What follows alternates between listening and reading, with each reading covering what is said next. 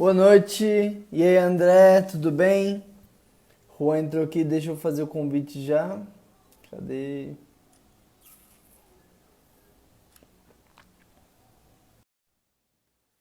E aí, Ricardo, Ulisses, Denise, Wesley, boa noite, tudo bem? A gente já vai começar. Hoje a gente vai falar sobre sexo dentro do casamento. A gente está na nossa série sobre É Proibido Falar, onde a gente trata diversos assuntos, diversos tabus que não são tratados normalmente dentro da igreja. Semana passada a gente falou sobre sexo antes do casamento, por que é pecado, por que nós devemos esperar, o porquê que a Bíblia pede isso de nós. E hoje a gente vai refletir, vai bater um papo sobre o sexo no casamento, por que vale a pena chegar até lá, o porquê que vale a pena esperar e deixar esse momento tão especial para o casamento. Deixa eu fazer aqui o convite, cadê o Juan? Juan e Aquila vão participar comigo hoje.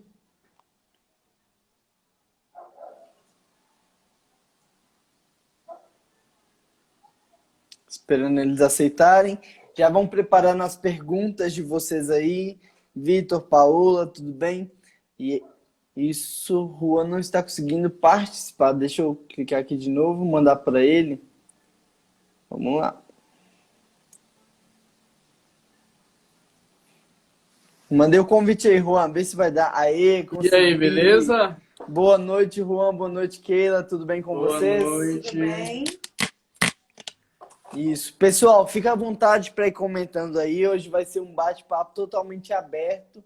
Já temos algumas perguntas para a gente direcionar aqui o nosso papo, mas antes de tudo, vamos orar, porque não faz sentido a gente conversar, a gente ter esse momento se a gente não convidar o nosso rei para estar presente, tá bom? Vamos orar então?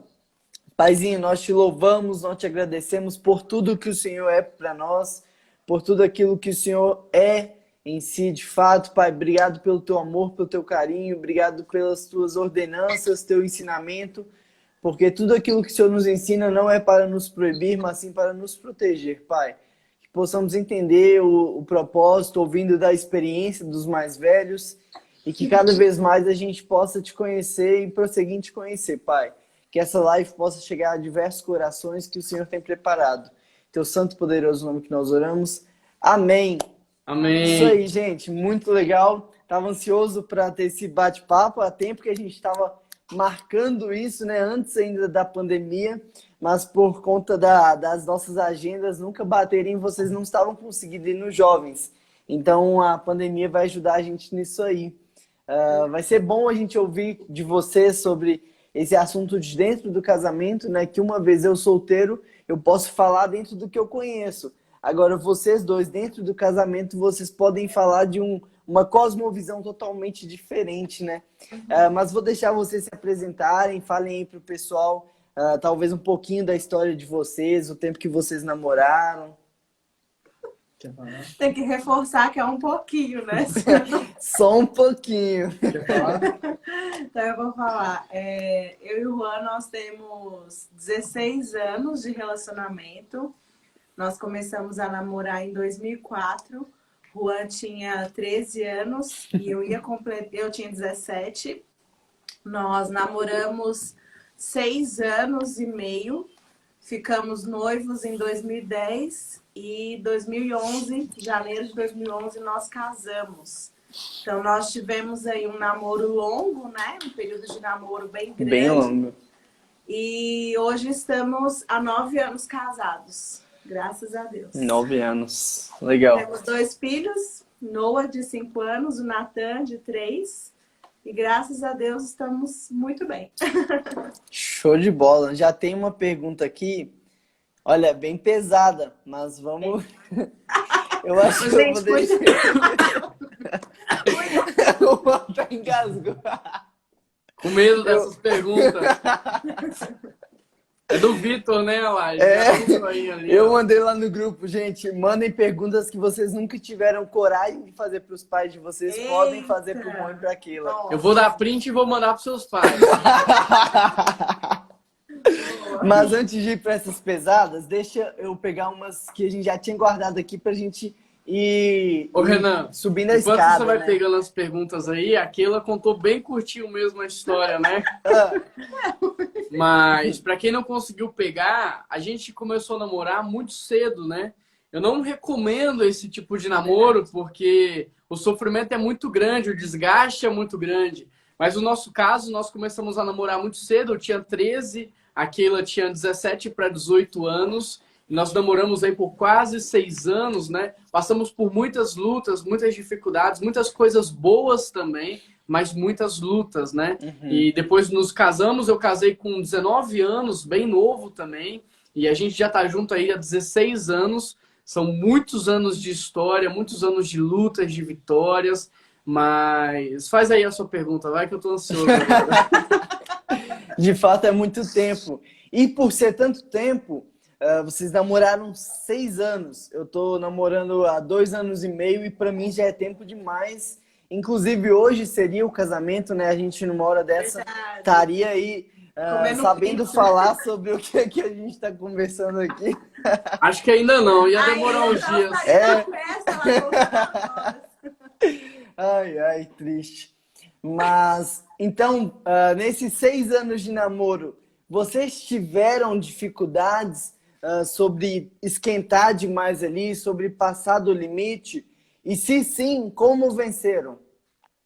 Olha, dificuldade a gente teve muita, né? Porque você imagina um adolescente de 13 anos, com os hormônios à flor da pele, né?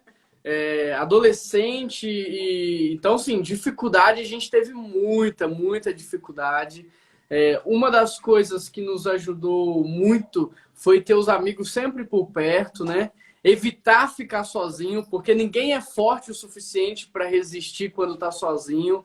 Então, eu acho que casal de namorado tem que evitar ficar sozinho a todo custo, principalmente em lugares escuros, cinema vazio, em qualquer lugar tem que ter outra pessoa perto, porque a gente não pode brincar com fogo. Então, uma das formas que a gente usou para tentar nos fortalecer e nos ajudar, eu acho que é isso, é sempre ter pessoas por perto. E você era uma delas,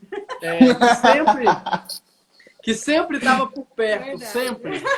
Não tinha mais nada para fazer da vida. Viajava junto, fazia tudo junto. Sempre Eu lembro que eu achava até que eu tava atrapalhando alguma coisa, que era tipo assim, a gente vai ver filme, que legal, vou ver também. É filme de terror, que legal, eu gosto de filme de terror. Mas acho que complementando o que o Juan falou, a gente ter também como propósito, né? A espera. Porque se você não tem como propósito, como certeza que você quer ter essa espera até o casamento, tudo fica mais difícil. Então a gente, desde o início do namoro, quando o Juan me pediu em namoro, ele já falou, olha, a gente vai namorar para casar. Então eu quero Eu tinha casar 13 com anos, imagina isso. Tem nem Então, noção do que é casamento. Eu não tinha, assim, talvez no primeiro momento eu falei sem ter a ideia do que eu estava falando, mas eu tinha muito claro na minha mente que eu queria construir uma família. Isso sempre foi muito claro para mim. Eu não tinha noção do peso da responsabilidade e do que eu iria enfrentar pela frente, mas eu tinha convicção que eu queria casar, eu tinha convicção que eu queria um casamento diferenciado, que eu queria o que Deus tinha para nós. E eu acho que isso também ajudou na hora das lutas, porque a gente não queria abrir mão daquilo que Deus tinha para o casamento. Então, de certa maneira, isso nos motivava. Então, assim, a gente começou o namoro de forma certa, né? Com o mesmo objetivo. Então, isso era um diálogo que a gente cultivava muito aberto entre a gente. Olha, o que Deus propõe para nós. Então, nós queremos alcançar isso. Então, nós vamos buscar isso. E aí, a gente ia criando estratégias, como o Juan falou. Ter sempre pessoas perto, evitar lugares, evitar momentos. E eu pedia para ele, quando eu via que o negócio estava esquentando muito, um beijo mais caloroso. Eu pedi um suco de fruta, Essa história é boa. natural de preferência. É porque assim, ó, aqui ela pediu para eu fazer um suco natural, né? Porque na cabeça dela, até eu ir lá, pegar a fruta, lavar a fruta, descascar a fruta, picar a fruta, bater a fruta, coar a fruta, eu ia esfriar. Mas quem é adolescente e tá ouvindo a gente Não aí, esfria. sabe que não esfria, não é assim, né? Então, às vezes eu voltava e queria aquecer de novo algum momento assim que tava ficando quente. E aí eu lembro que aquilo falava assim para mim, isso é muito pesado. Imagina o que Deus está pensando de você agora. Nossa, que raiva. Mano, se eu não conseguia esfriar no suco de fruta, ali eu Aí esfriava. pronto. Esfriava tanto que ele ficava com Apelou raiva pro de mim 3 espiritual, pro dias. moral. Mano, eu ficava com raiva daquilo, eu ficava sem falar com ela. Porque literalmente eu conseguia imaginar Deus me olhando, eu conseguia imaginar a cara de decepção de Deus, assim, ó, tipo. Mano, e aquilo cortava meu coração, porque tudo que eu menos queria na vida era decepcionar a Deus. Então aquilo me rasgava por dentro e eu ficava extremamente constrangido com Deus, com ela, e eu acho que por isso eu me afastava e ficava uns 2, 3 dias sem falar com Sim. ela. É porque nesses momentos a carne fala mais alto que todos os sentidos do nosso corpo, parece que aquilo tá exalando. E aí, pô, conseguir ele ter uma fagulha, um fiasco ali de querer agradar a Deus, acho que é um balde de água fria para tudo, né? O problema é que aos Água não, poucos... balde de gelo mesmo. O problema é que Como aos diz o poucos... Vitor, lá no estúdio dele, é uma banheira de gelo que ele tem lá. Literalmente isso. O problema é que aos poucos a gente começa a ignorar, né, esse fala Deus no fundo ali, e cada vez mais a gente vai ouvindo mais a carne e ouvindo menos a Deus. E referente a isso, quero fazer mais uma pergunta, mas qual conselho vocês dão para quem namora, para quem já tem uma intimidade de tocar nas partes, de dar um amasso mais avançado ali, e tem dificuldade para vencer? Tipo assim, olha, hoje eu caí, amanhã me arrependi, quero mudar, e aí na segunda eu caí de novo e o namoro é isso. Qual conselho vocês dão para a pessoa Ó, conseguir vencer isso? eu acho que a primeira coisa é fazer conta, sabe? Eu acho que a gente peca muitas vezes por inafobação sem fazer uma análise. Então, assim, se a gente colocar na balança o que vale mais a pena, eu acho que a gente vai ter mais tranquilidade para tomar uma decisão. Por exemplo, se eu coloco na balança o que eu prefiro, ter uma vida sexual antes do casamento e depois dessa vida sexual eu me sentir sujo, imundo, me sentir distante de Deus, brigar com o namorado, brigar com a namorada, e aí a gente entra no casamento já doente, sabe? Carregando para o casamento um monte de experiências ruins e não desfrutando no casamento dessa plenitude do sexo, porque o sexo foi feito para o casamento, ele tem uma bênção especial para o casamento. Então, quando eu começo a colocar na balança e eu começo a perceber que eu vou perder tudo isso, eu começo a pensar, cara, não vale a pena. Não vale a pena me vender por um prazer imediato, por um prazer momentâneo, de segundos e que depois eu vou me sentir imundo, sujo e vou perder a bênção no casamento. Então, não vale a pena. Então, quando eu começo a fazer uma análise fria, uma análise racional, eu descubro que vale muito mais apenas eu esperar, eu me guardar, eu me proteger. Por quê? Porque existe uma bênção especial para o sexo no casamento e de maneira nenhuma eu quero perder isso. Eu não quero entrar para o casamento com uma mente contaminada, com um coração contaminado, aonde vai ter comparações, né? Onde eu vou comparar as experiências do passado com a experiência do momento e assim vice-versa. Então eu acho que a gente perde muito. Então quando a gente põe na balança, eu acho que é mais fácil a gente falar assim, não, realmente vale a pena esperar, porque o que eu vou viver lá na frente é sobrenatural, então eu vou me guardar, eu vou me preservar, porque eu não quero perder a bênção. Uma coisa que a gente fala muito com relação também ao pecado, né? É que a gente não pode ficar na presença dele tentando vencê-lo. A gente tem que se afastar. Então, eu acho que quando o casal ele já tem um nível de intimidade avançado, ele tem que retroceder.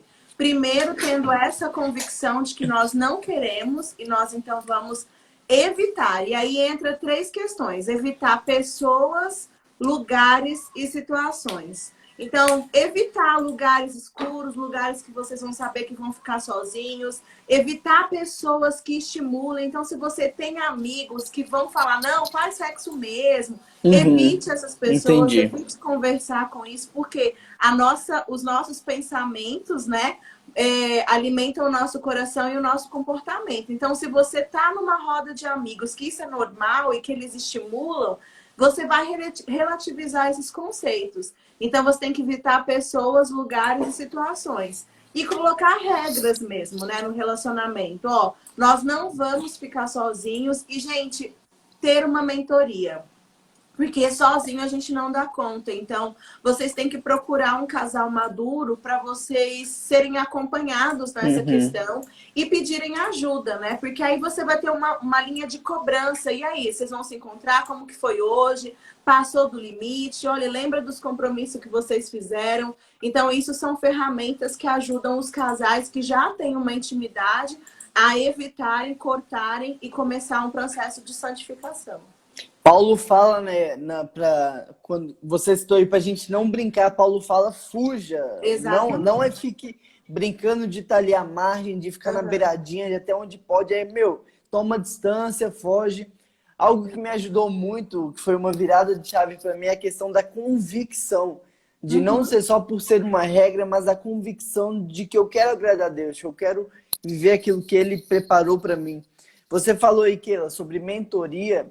E eu tenho uma pergunta sobre isso. Eu vejo muitos jovens guardando, vai se afundando no pecado, vai se afastando de Deus, mas não tem coragem de procurar ajuda.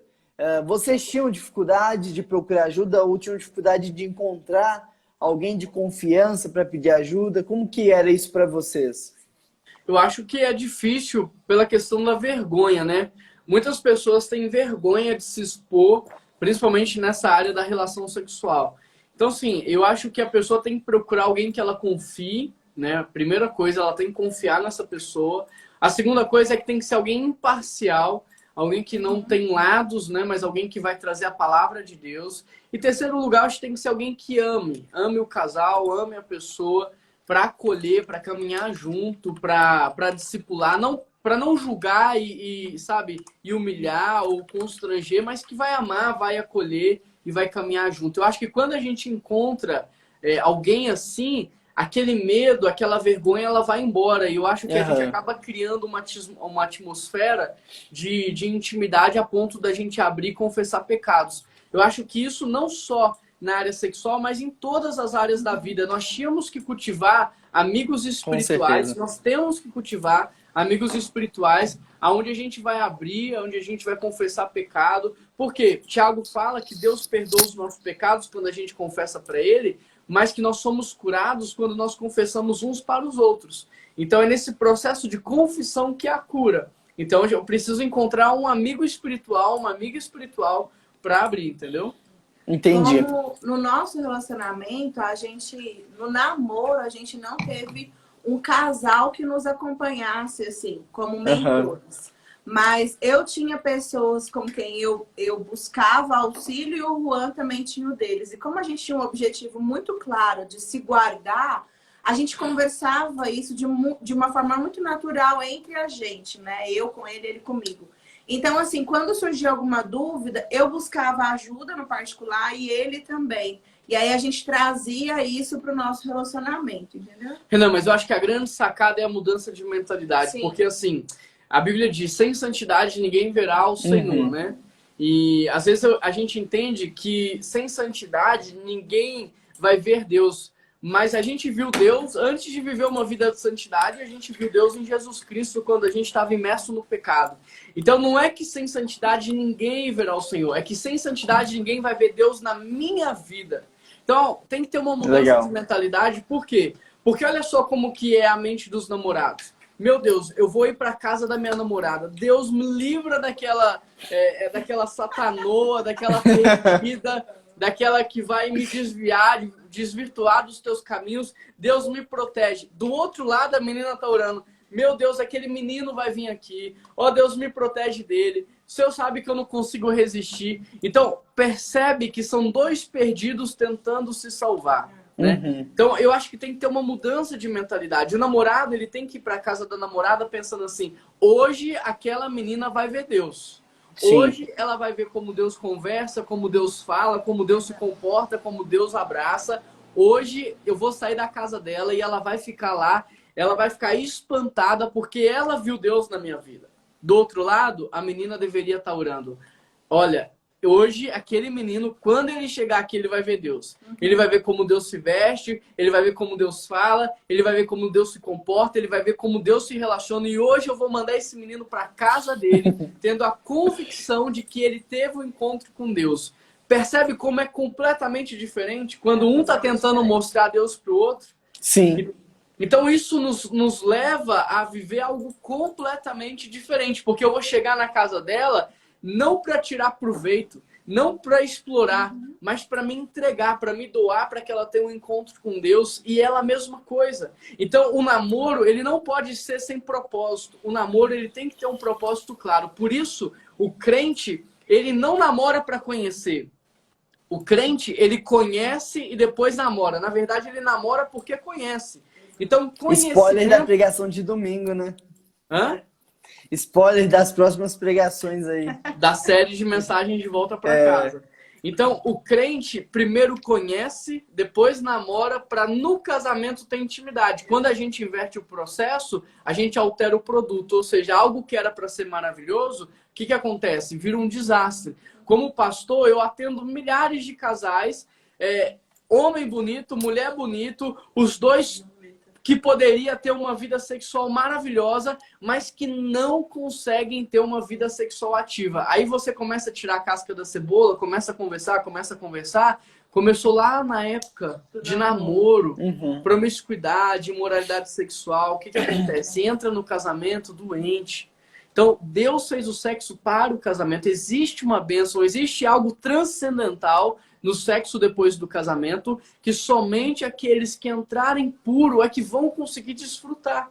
Então, vale a pena se guardar. Você jovem, você adolescente, que está aí nos escutando, não venda o seu corpo por prazer, não venda o seu corpo por algo tão passageiro. Existe uma bênção que Deus separou para você e Ele quer te dar isso no casamento. Legal. Então, recapitulando para quem entrou aí, vocês falaram sobre o fugir da tentação, sobre não ficar brincando, sobre não ficar na beiradinha ali. Aqui ela falou algo muito interessante de evitar pessoas que te incentivam a isso, evitar lugares, evitar momentos e a importância da gente nos guardar para o casamento, essa questão da convicção e do porquê eu estou fazendo isso. Entrando mais no assunto que vamos tratar hoje, sobre o sexo dentro do casamento, onde nós solteiros temos essa curiosidade que a gente só vai conhecer essa terra prometida quando de fato adentrarmos nela. Conte mais pra gente sobre o sexo no casamento, não só sobre o que foi. Contar o quê? Biologicamente. Então, vamos lá, calma. Não, vamos lá. O que o sexo no casamento engloba? Porque eu tenho lido o livro, aquele do Tim Keller, do casamento, e ele fala sobre como o sexo ele, é como se fosse um maestro dentro do casamento, fazendo tudo andar em perfeita harmonia.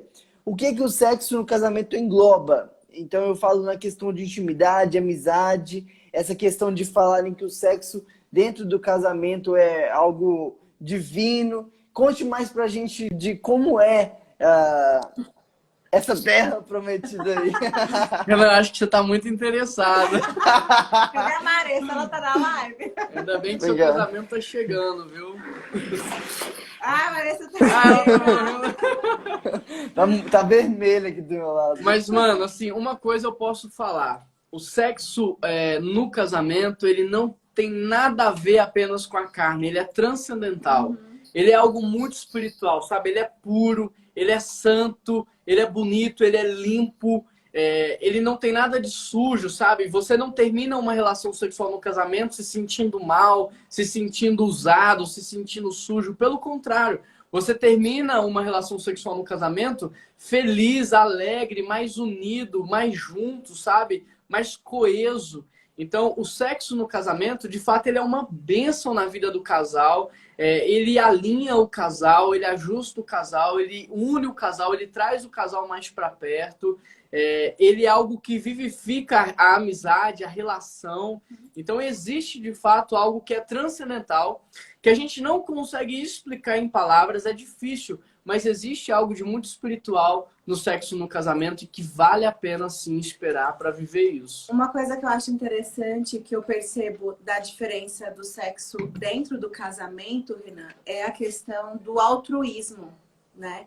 Porque eu acho que o sexo, quando ele está permeado pelo pecado, ele vem muito com a busca do meu prazer, aonde eu quero me satisfazer. Então, não interessa muito o outro. Eu quero a minha satisfação, então tem que ser do meu jeito, da minha maneira, no meu tempo.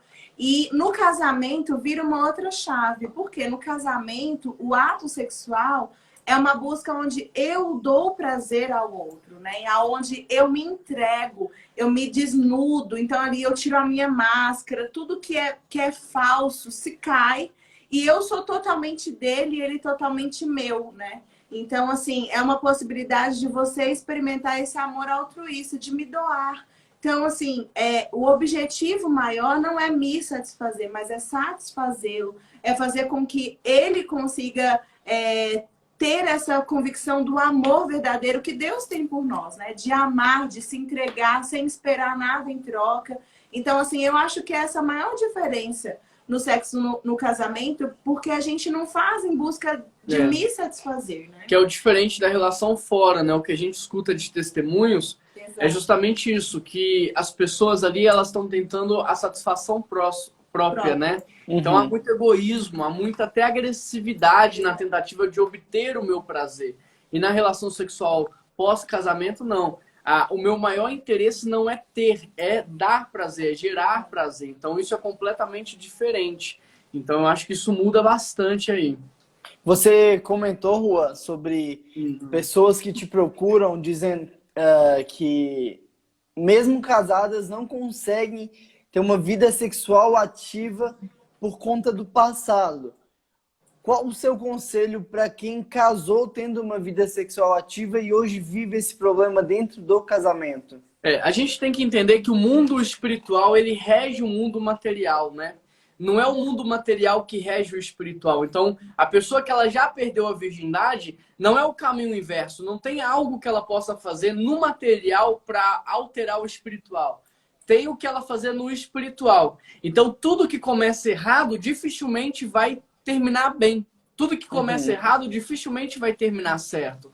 Então, começou errado, a minha palavra é: faça uma pausa, encerra e começa de novo. E como começar de novo? Diante de Deus. Então, traz Deus, fala: Deus, a gente começou errado, nós vamos fazer uma pausa, a gente vai parar, nós vamos buscar a Deus, nós vamos buscar esse renovo espiritual e nós queremos viver uma relação que glorifique o teu nome. Então a gente vai começar certo, a gente vai renovar o nosso compromisso com o Senhor. Por quê? O mundo espiritual transforma o mundo material. Então, a partir desse começar certo, pode acontecer aquilo que diz Romanos 12, da transformação da mente, né? Padrão de pensamento modela comportamento e comportamento autoriza intervenção espiritual. Então, essa renovação de mente que acontece no mundo espiritual vai mudar aquilo que eu sinto, a maneira como eu me relaciono e pode possibilitar com que a gente tenha, então, uma relação diferente no sexo. Então, só Deus pode mudar isso, só Deus. E é por isso que é importante voltar para Deus e recomeçar em Deus, mas recomeçar do jeito certo. Legal. Deixa eu dar uma atenção para a caixinha de perguntas aqui, porque já tem algumas. Vamos lá. O sexo é algo essencial no casamento? Ele é algo essencial, mas a gente não pode dizer que é o mais importante, né? Não existe, talvez, algo que seja mais importante. Ele é importante, ele é essencial, mas tanto quanto como um bom diálogo, tanto quanto uma amizade, um tempo de qualidade. Então, um casamento que só tem sexo não é um casamento de verdade. Um casamento que só tem diálogo não é um casamento de verdade. É como um pássaro. Se você me perguntar qual das duas asas é mais importante, difícil. São as duas, porque um pássaro não voa com uma asa só. Um casamento não sobrevive só de sexo ou só de conversa. Precisa ter um equilíbrio. Certo. Pessoal, fiquem à vontade, podem mandar pergunta aqui enquanto a Não gente vai tão à vontade conversando. assim, beleza? Vamos lá, mais uma pergunta. Essa aqui, qual o propósito do sexo? Olha, o propósito do sexo, eu acredito que seja unir o casal, trazer unidade, gerar mesmo aquele uma só carne. Então, assim, o sexo no casamento, ele é sobrenatural nesse sentido de trazer unidade, sabe? Você termina uma relação sexual, você parece que o casamento ele é mais forte, ele tá mais unido, ele tá mais coeso. Então, eu acho que seja isso. E uma questão Uma vez- também de entrega, né? Eu acho que o sexo é muito isso, é você se entregar ao outro por completo, né? Então, isso traz reflexo nos outros momentos, né? Então, eu abro mão das minhas vontades para me entregar, para priorizar ele, para fazê-lo feliz. Que é o que Paulo diz, né? Exato. Então, Paulo diz assim: maridos, amem as suas mulheres como Cristo amou a igreja. E mulheres sejam submissas aos seus maridos. Então, assim, quando a gente vai explorar a semântica das duas palavras, a gente está falando da mesma coisa, com pontos de vista diferentes. O marido tem que se entregar pela sua esposa e a esposa tem que se entregar pelo marido. E a relação sexual, ela exemplifica isso na prática, ela ilustra isso na prática. Só o Vitor que está Certo. perguntando? Pessoal, fica à vontade para não deixar só o Vitor aqui. Ajudem o Vitor aí. Vamos lá, tem mais uma do Vitor. Bora. E essa é mais pesada. Sexo oral, sexo anal, masturbação são liberados dentro do casamento? Olha, eu acho essa pergunta polêmica, né? Ela é difícil de ser respondida. Tem muitas teorias, né? Algumas pessoas vão trazer a teoria que o casal ele é livre para escolher o que ele quiser fazer. Tem outras teorias que vão falar que Deus fez para ser de uma forma e a gente não pode violar isso. Então, eu acho que é muito difícil chegar numa resposta certa. Eu acho que a gente tem que respeitar os usos, né? O que Deus fez para ser. E não tentar inventar muito. Eu acho que muito da promiscuidade, da imoralidade sexual que a gente vive hoje vem dessa insaciedade, ou seja, a gente quer inventar, a gente quer usar de outras maneiras e isso vai nos levando a níveis cada vez maiores. Eu acho que é isso, tem que respeitar os usos que Deus, da forma como Deus criou e dentro disso o casal também tem liberdade para agir, respeitando os usos. Lembrando também que a maioria desses atos, eles buscam uma satisfação própria, né? E a relação é muito mais o satisfazer o outro. Então, tirar esse peso egoísta da relação, eu acho que já é um filtro para determinadas coisas também. Interessante porque a gente se preocupa muito com o que pode, o que não pode, o que deve, o que não deve lá na frente, no sexo, no casamento, mas pouco nos se preparar para ser um homem para casar, uma mulher para casar. E é interessante porque eu preciso me preocupar não somente com a mulher que eu espero encontrar, mas com o cara que eu quero que ela encontre. Um cara que trabalha, um cara que se serve, um cara que cuida, um cara que ama. E isso é quebrar o que o mundo ensina sobre o egoísmo, porque o mundo está o tempo todo dizendo que você precisa encontrar alguém que te faça feliz, alguém que te faça sentir bem, alguém que te elogie, alguém que te ame. E nunca dizendo você precisa ser, você precisa mudar, você precisa transformar. Porque eu acho que o evangelho faz isso, né? Tira o dedo que você está apontando para o outro para você começar a apontar para si. Vocês tiveram esse feeling na época do namoro de falar assim, cara, quem eu tô me tornando para Keila? Quem eu tô me tornando para me entregar para o Juan? Ou vocês foram aprender mais sobre isso, talvez ali na engrenagem, batendo até se encaixar? Como que foi esse começo para vocês? Primeiro, aquilo que você falou, né? Às vezes a gente está tão tentando descobrir o que não pode, por que não pode, que a gente se esquece do que pode. Então, a gente fica muito assim, isso não pode, isso não pode, isso não pode, que a gente esquece de pensar que a Bíblia fala o contrário. Ela não foca no não pode, ela foca no que pode. Ela fala assim, andeis no espírito e de modo algum satisfareis os desejos da carne. Quando o casal, na relação sexual, ele anda no espírito, ele é dirigido pelo espírito àquilo que pode. E ele não fica sedento naquilo que não pode. Não faz falta. Quem fica sedento naquilo que não pode, não pode, não pode, é quem está vazio. É quem não está se sentindo completo e satisfeito na relação. Então ele fica procurando sempre um algo a mais. Mas quando a relação ela tá nessa plenitude da presença de Deus, o sexo ele nos preenche de tal maneira que a gente não precisa ficar inventando. A gente sabe o que pode, a gente faz o que pode e a gente é muito feliz, realizado, satisfeito no que pode. Sobre a pergunta que você fez da questão de não só a gente querer que o outro esteja pronto, mas de estar pronto, eu acho que nós somos privilegiados de alguma maneira, eu não sei te explicar como, de já desenvolver essa mentalidade no namoro. Então, eu sempre quis ser um grande homem para a Keila. E assim, pensa comigo, eu tinha 13 anos, a Keila tinha 18. Ela estava estudando na Universidade Federal de Minas Gerais e eu estava entrando no ensino médio, acho que na 8ª série. Eu não lembro, 13 anos está em que série? Depois alguém responde aí. Da 7ª para 8ª ali, mais ou menos. Então, 7ª para 8ª série. Então você imagina o quanto que eu tive que me esticar, o quanto que eu tive que correr atrás para que eu não deixasse com que a idade desnivelasse a relação, né? Uhum. E ela a mesma coisa, então ela também teve que se dedicar. Então, assim, de alguma maneira, nós somos privilegiados, talvez pela questão da igreja. Eu acho que a igreja teve um papel fundamental nas nossas vidas. Acho a igreja, a comunidade local, importantíssima nesse processo de nos conduzir a um propósito.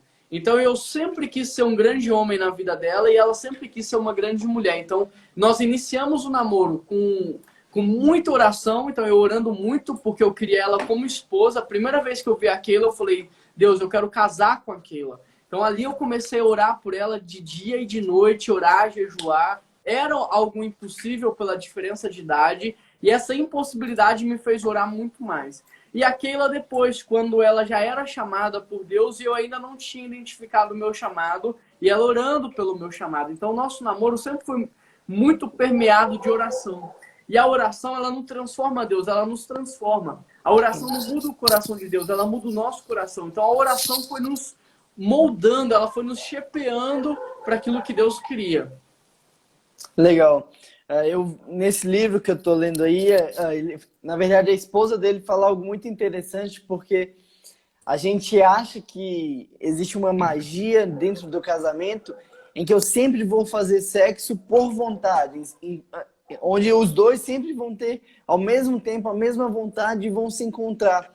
Mas que na verdade isso vai distanciando aos poucos os dois, porque talvez nunca os dois estão na mesma sintonia de vontade e não há aquela entrega. Eu só faço quando eu estou com vontade, ela só faz quando está com vontade.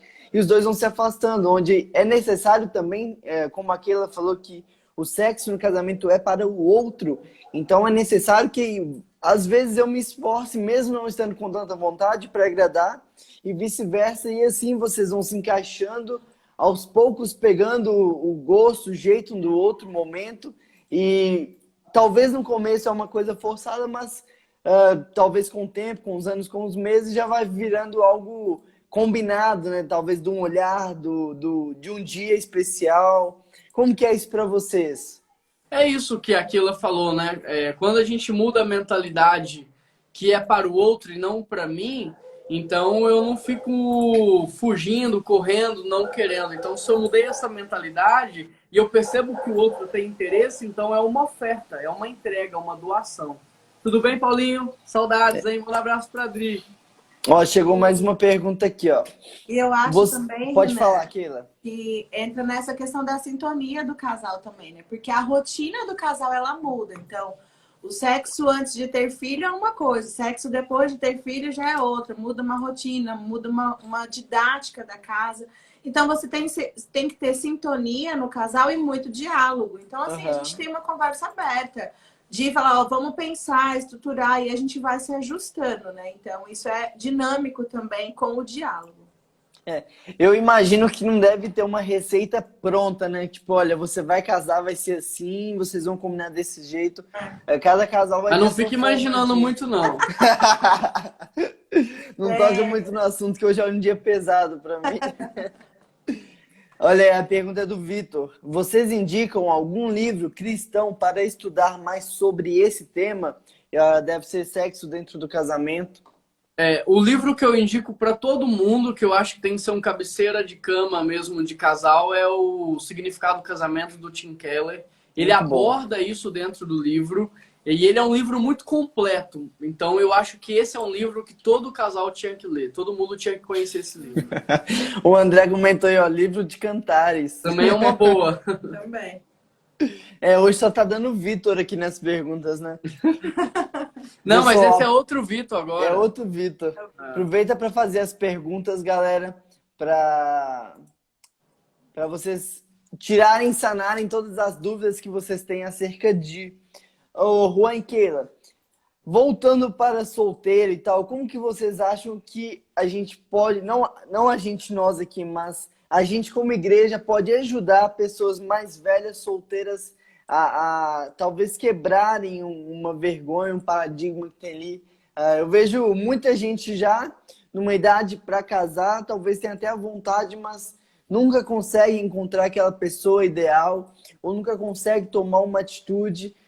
Como que vocês aconselham? Uma vez eu ouvi que a pessoa vai ficando mais velha, vai ficando mais criteriosa, mas ao mesmo tempo ela vai tendo talvez menos tempo para agir. Como que vocês aconselham pessoas nessa fase aí? Bom, Jovens a Bíblia adultos, fala né? que há tempo para tudo, né? Tudo bem, Helena? Tudo bem, pastor Serginho? Como que você tá? Deus te abençoe, viu? Renan, Eclesiastes diz que há tempo para tudo, né? E eu acho que muitas pessoas perdem o time certo. Então, focam muito em outras coisas e quando percebem, eles perderam o time do relacionamento, do namoro, do noivado, do casamento. E aí, quando viram, é tarde demais. E para voltar e conseguir reviver isso, de fato, é desafiador. A pessoa já está num nível de exigência e de critério muito alto, né? Então, assim, a primeira palavra que eu tenho é para quem ainda é jovem. Olha, existe o time certo, existe o tempo certo para todas as coisas e não inverta a ordem dos processos, sabe? Esteja atento aos momentos certos, o momento certo de namorar, o momento certo de casar, o momento certo de estudar. Entenda isso, faça essa leitura, porque tem muita gente que está estudando muito, trabalhando muito e jogando a construção de família lá para frente. E aí depois que ela já conquistou uma boa carreira, posses, bens, ela quer formar uma família e ela já não consegue. Então é isso. Você que é jovem, você que é adolescente, entenda, há tempo para todas as coisas e é importante você respeitar o tempo certo para que você tenha uma vida equilibrada. Agora, para quem já passou o time, muita oração, né? Muito jejum, e um olhar mais atento, um olhar menos criterioso, um olhar de mais misericórdia. Então, assim, quem que é a pessoa certa? Não é a alma certa, o par de chinelo certo, não é sabe, a pessoa que foi desenhada para mim, mas assim, a outra pessoa, ela atende os critérios da Bíblia? A outra pessoa é alguém submisso a Deus? É alguém que tem um coração temente a Deus? É alguém que tem essa sede de Deus? Então, se ela isso já é muito importante, porque todas as outras falhas de caráter, elas vão ser sanadas, elas vão ser tratadas. Então, o mais importante é isso, é observar se a outra pessoa tem vida com Deus ou não. Porque, às vezes, a gente coloca critérios que são importantes, mas que nesse momento não vai mudar muita coisa. Tipo, ele não cozinha, ela não cozinha, ele não sabe ajudar em casa. Então, assim, a gente vai colocando muitos critérios e o que realmente é importante a gente não está observando. Então, se o homem é de Deus e ele não sabe fazer nada em casa, ele vai aprender porque ele vai querer ajudar a família, ele vai querer dar o melhor para a família. Se a mulher é de Deus e ela não sabe cozinhar, ela vai se esforçar, ela vai correr atrás porque ela quer se doar pela família. Então, para você que já passou o time, diminui um pouco a lista de critérios e foca se a pessoa é um homem de Deus, uma mulher de Deus, se tem a química é importante, se tem a química e tenha um olhar de compaixão, de misericórdia no sentido assim, vamos dar uma chance, sabe? Uhum. Até porque a família é a coisa mais importante para Deus, né? Deus criou a família logo ali no início. Gênesis, a gente vê a importância da família para Deus. E a gente cresce num capitalismo, num sistema onde coloca a carreira o tempo todo mais importante, títulos, posses, e a gente vai deixando família de lado. A gente vê jovens com 35 anos, 36 anos, que talvez nem pensem em casar, pensam em ter mais dinheiro, ter posses, mas Deus, o que Ele espera de nós é a família, né? Então, talvez falta também dos pais desde cedo já ir passando para os filhos a importância, né? Hoje a gente estava conversando sobre Abraão, de como desde cedo Abraão foi incentivando isso nos filhos, a importância que Abraão deu para isso ao encontrar uma esposa para o seu filho. Então talvez falta isso dos pais, de cara, olha, você precisa se tornar um homem assim, não para ser rico, mas para ser um bom pai, para ser um bom esposo, para ser uma boa esposa, uma boa mãe. Eu acho que tem a ver também, Renan, com entender que a vida construída junto faz muito mais sentido, né? Então, você conquistar... Eu e o Juan, a gente conquistou tudo juntos. Desde o nosso namoro, a gente montou a empresa, a gente comprou o nosso primeiro carro junto, nosso primeiro apartamento foi comprado junto. Então, traz todo um outro significado para a vida, para a conquista, para o vamos fazer, os desafios. Isso é um treino excelente e é muito mais válido do que você comprar tudo à parte, obter tudo. Então, agora eu vou me preparar, procurar alguém. Na verdade, não tem essa do preparo, né? Ele é construído. Então, isso faz diferença. E quando a gente olha para a Bíblia ela fala o seguinte, há tempo para tudo, né? E ela traz também uma ordem sequencial. Então, no Éden, qual foi a primeira coisa que Deus deu para Adão? Foi uma mulher? Foi uma família? Não. A primeira coisa que Deus deu para Adão foi a presença de Deus, foi um relacionamento com Deus. A segunda coisa que Deus deu para Adão foi um trabalho, mas não um trabalho motivado pela falta, pela conquista, pelos bens materiais. Um trabalho focado no propósito. E esse trabalho focado no propósito, ele tinha o lado de cuidar, de cultivar, de proteger e direcionar.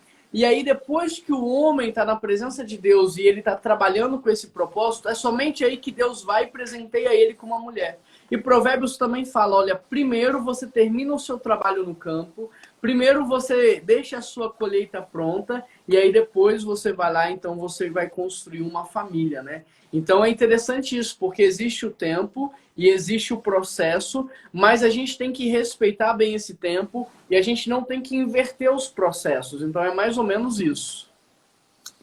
Daqui do WhatsApp, quais as consequências da pornografia dentro do casamento?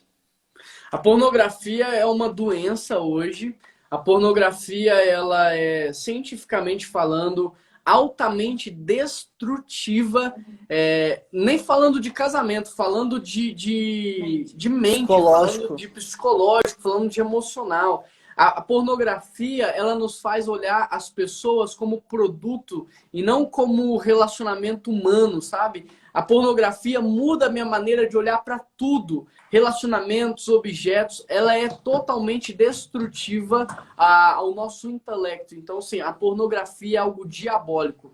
É como você pegar a comida e você ficar, sabe, tirando ali a comida, olhando para a comida e nunca comer a comida, sabe? É você se satisfazer. Então, assim, é um negócio diabólico, é um negócio muito louco que a gente tem que fugir, tem que lutar. E dependendo do nível em que a pessoa está imersa à pornografia, ela já precisa de ajuda até profissional. Alguém que vai ajudá-la no âmbito psicológico para que ela seja liberta, porque ela vicia também. E ela sempre te leva a um nível mais profundo, né?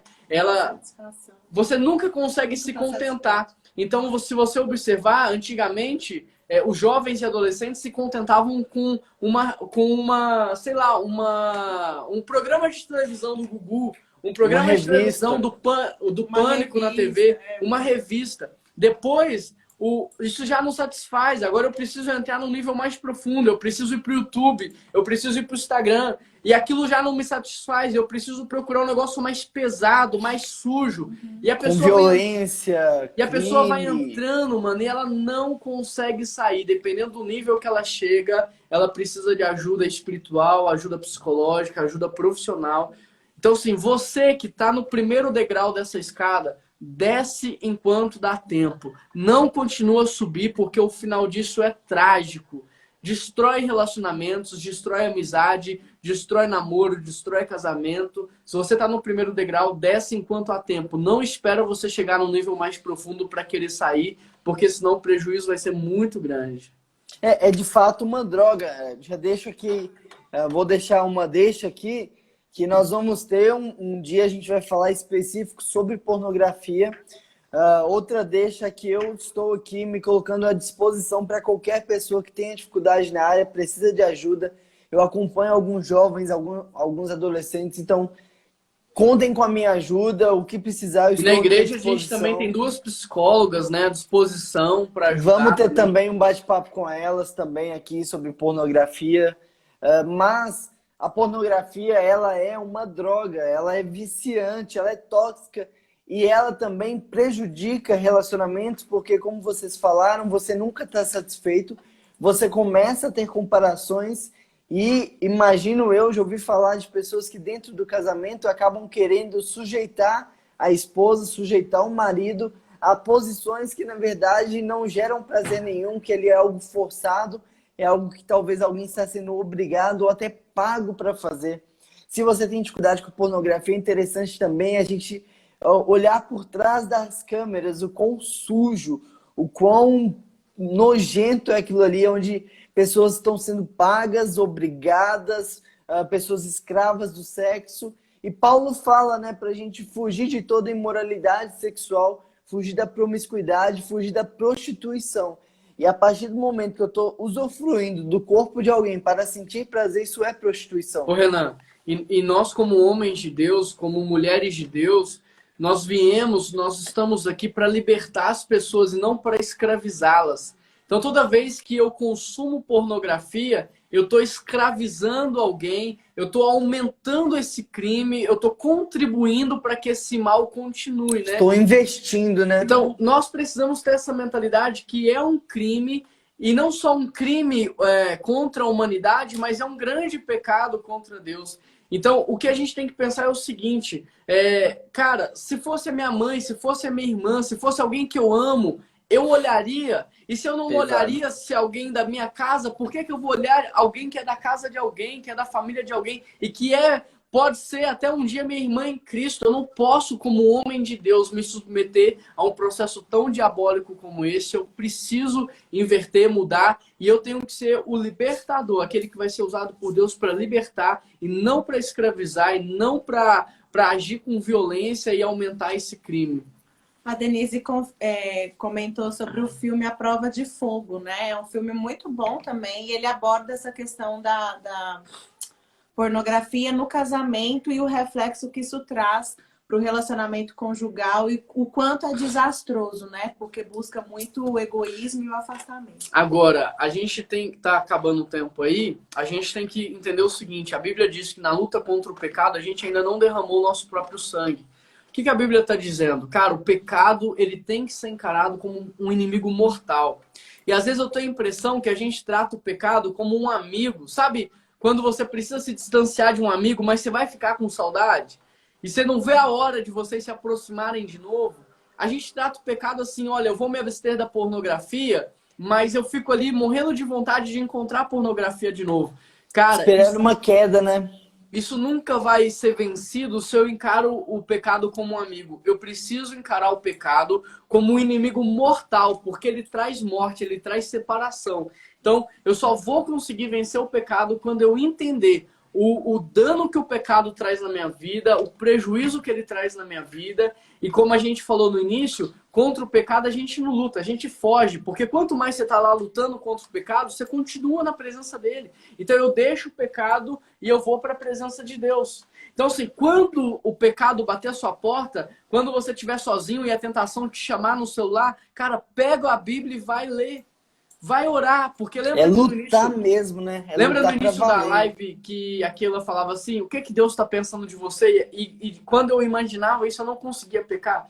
Quando a gente está na presença de Deus, a gente não consegue se entregar ao pecado.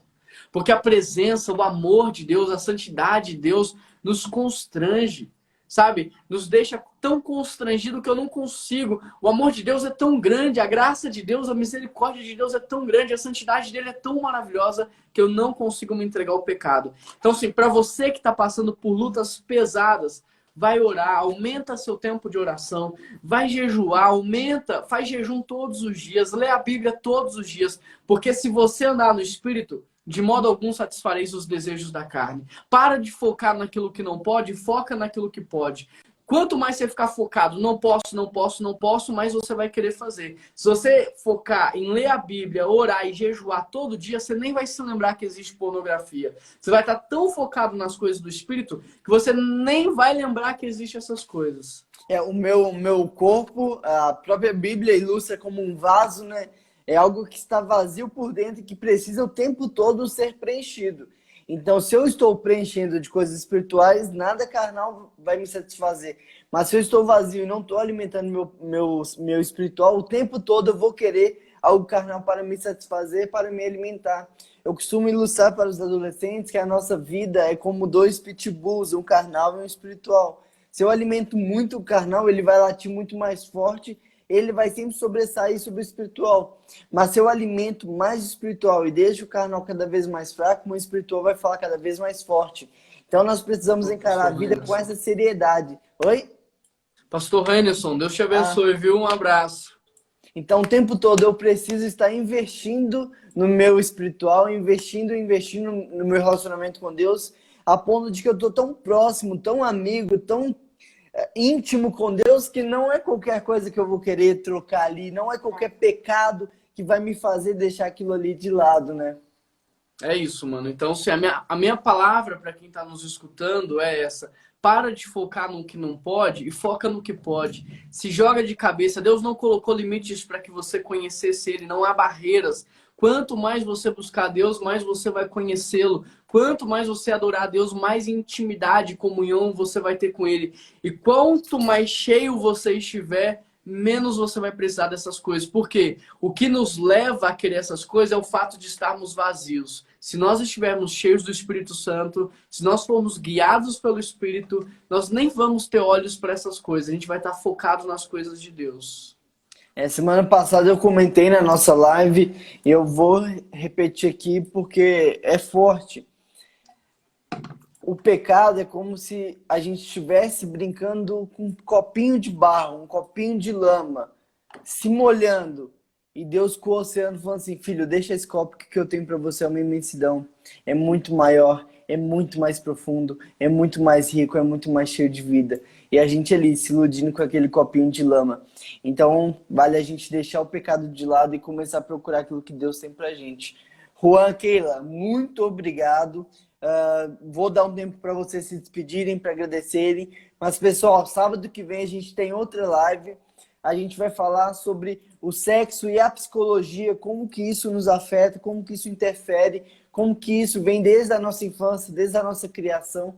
No mesmo horário aqui no Insta da PIB também. Então já se programem. Vai lá no YouTube, PIBBH. Assine o nosso canal, a gente está numa série muito legal de volta para casa. Assistam, participam, mande para o máximo de pessoas possíveis. Temos mensagem de jovens. Amanhã temos culto de teens e kids às 9h30. É muito legal, está sendo bem divertido. Às 10 horas temos culto também. Então mande, chame todo mundo que você quiser ir na sua casa para assistir. Mas não deixe de fazer parte, porque essa igreja não é estar em quatro paredes. Essa igreja é onde a gente quer que esteja, a gente permanecer em comunhão. Juan, Keila, despeçam aí do pessoal. A gente quer agradecer todo mundo, né? E falar para os casais que se precisarem de algum auxílio, alguma ajuda, quiserem trabalhar mais esse tema, pode contar com a gente. Como casal, nós estamos prontos a auxiliar vocês também. Então, estamos à disposição. Foi um prazer fazer essa live com você, Renan. E a gente está aqui. Conte com a gente. Amém. Pessoal, obrigado por ter participado. A Helena lá de Vinhedo. Saudades, viu? Manda um abraço para sua família. Paulinho, pastor Henderson, pastor Serginho. Tantos amigos entraram aqui. O pessoal dos jovens participaram conosco também. Obrigado a todo mundo que participou. A gente está à disposição, são 16 anos de experiência que a gente pode compartilhar com vocês os erros, os acertos, a gente pode caminhar junto. Eu acho que esse é o segredo, a gente está junto caminhando, um alinhando o outro, um servindo para afiar o outro, sabe? Então vamos caminhar junto, eu acho que é a melhor coisa que tem. E a série de mensagens de volta para casa é uma série que a gente está trabalhando isso de maneira bem detalhada, então dá uma olhadinha lá na série, participa, assiste as mensagens no YouTube, a gente tem certeza que isso vai avivar a sua família e vai ser um tempo maravilhoso aí na sua casa, tá bom? Lembre-se, então, que sexo é para o casamento. Amém. Isso aí, pessoal. Semana que vem, então, um bate-papo é com uma psicóloga. Então, já vá pensando em perguntas, já vá guardando as perguntas e pra gente descarregar aqui em cima da psicóloga para ela responder tudo, tá bom? Grande abraço, um beijo, obrigado e até a Tchau, próxima. gente. Valeu, Deus Tchau. abençoe.